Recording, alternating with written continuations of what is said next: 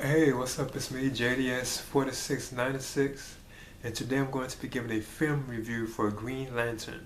And of course, this is based on the DC Comics superhero of the same name. Now, from what I know, this is like the first ever official film they ever made based on the Green Lantern.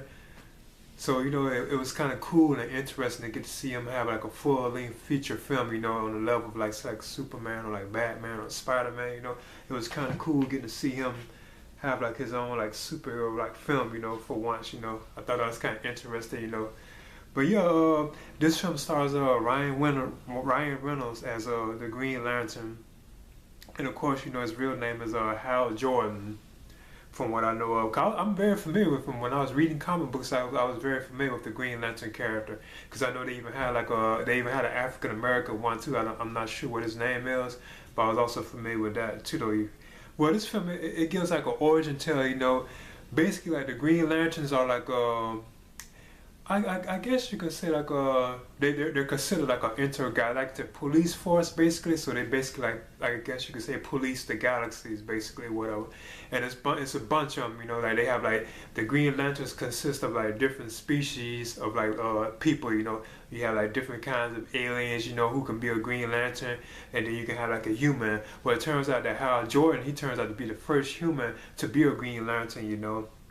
And of course, the Green Lantern, they use like this ring on their finger, and whatever they can imagine in their mind, they can use like the ring to to actually throw out whatever they can imagine in their mind. So you can see like imagine like a gun, like a gun or like a knife or something like that, and it'll form out in the air. And they can use it to attack. With the ring, which I always thought was kind of cool. Plus, they also have like a lantern too as well. That they can like charge up. They charge their ring up with it.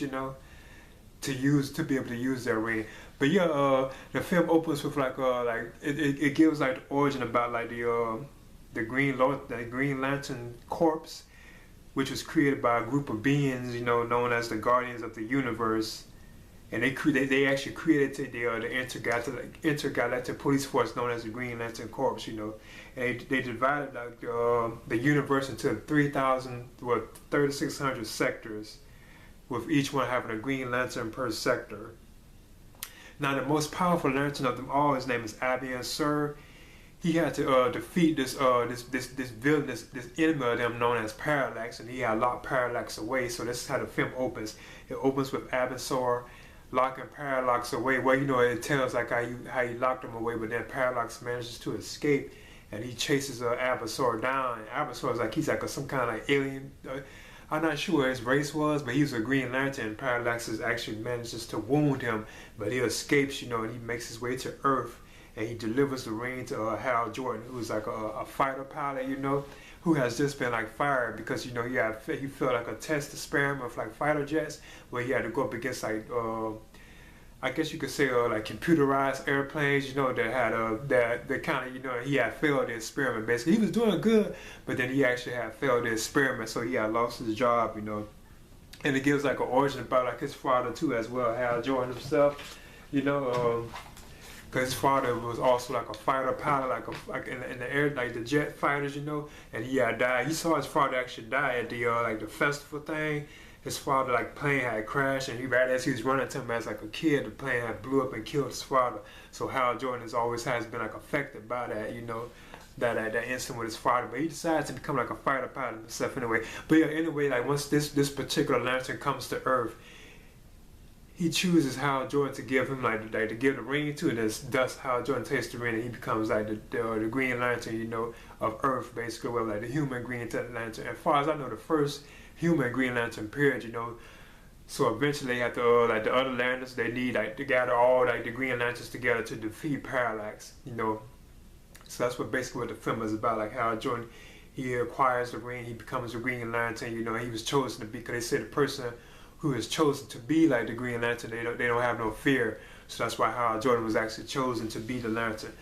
So yeah, I thought this film was I thought this was a good film. I mean, I thought it was okay. It was like certain like parts of it, that kind of like like say like when Hal finds like the alien Abasor, when he finds him, that was kind of far fetched, because how he just gonna happen to just stumble upon like this alien that then crashed into Earth. how come and why it had to be Hal. But at the same time, like the ring actually, like I guess, can actually sense Hal Jordan's presence and crash landed in that particular spot on Earth. And that's when Hal came up and found the ring, you know. But yeah, like it's just like little moments like that, and it feels like it is rushed at times too, you know, like it's moving like a very fast pace, you know. But the moments whenever you see like the Green Lanterns in action, especially like Ryan Reynolds, and I thought he's cool and funny in the role because I've always been like a fan of his like films, you know. I thought I thought he was cool as like Hal Jordan as like the Green Lantern. I thought he was kind of fun and cool, you know. But it still seems like it's very fast paced, like it was like rushed, you know. Like it was like, oh, we got to do like a Lantern film, you know.